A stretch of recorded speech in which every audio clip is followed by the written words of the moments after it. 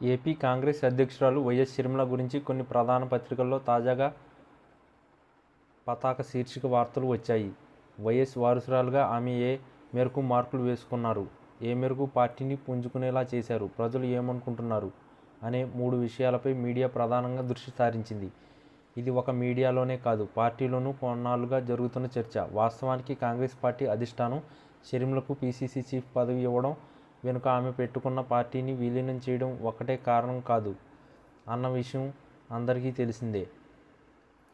మాజీ ముఖ్యమంత్రి దివంగత వైఎస్ రాజశేఖర రెడ్డి చరిష్మా ఉందని, అది తమకు ఉపయోగపడుతుందని, ఇప్పటికే పార్టీ నుంచి వెళ్లిపోయిన వారందరినీ ఏకం చేసి పార్టీని బలోపేతం చేస్తారని, ఆంధ్రప్రదేశ్ ప్రజల మనసు దోచుకుంటారని ఇలా ఎన్నో ఆశలతో కాంగ్రెస్ పార్టీ అధిష్టానం షర్మిలకు అవకాశం కల్పించింది. అయితే పార్టీ పగ్గాలు చేపట్టి దాదాపు సంవత్సరన్నర దాటిపోయిన తర్వాత కూడా షర్మిల పరిస్థితి ఎక్కడ వేసిన గొంగళి ఎక్కడే అన్నట్టుగా మారిపోయింది అన్నది విశ్లేషకులు చెబుతున్న మాట. పార్టీలోనూ ఇదే తరహా చర్చ నడుస్తున్న విషయం అందరికీ తెలిసిందే.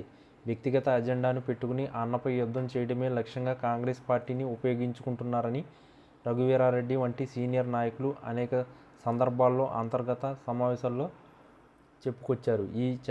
ఇక చాలామంది నాయకులు మౌనంగా ఉండిపోయారు. మరికొందరు పార్టీ మారిపోయారు. తాజా పరిణామాలు గమనించిన అదే పరిస్థితి గమనిస్తుంది. గత ఏడాది ఎన్నికల్లో చావు దెబ్బతిన్న కాంగ్రెస్ పార్టీ మళ్లీ పుంజుకునే దిశగా అడుగులు వేస్తుందని అందరూ అనుకున్నారు.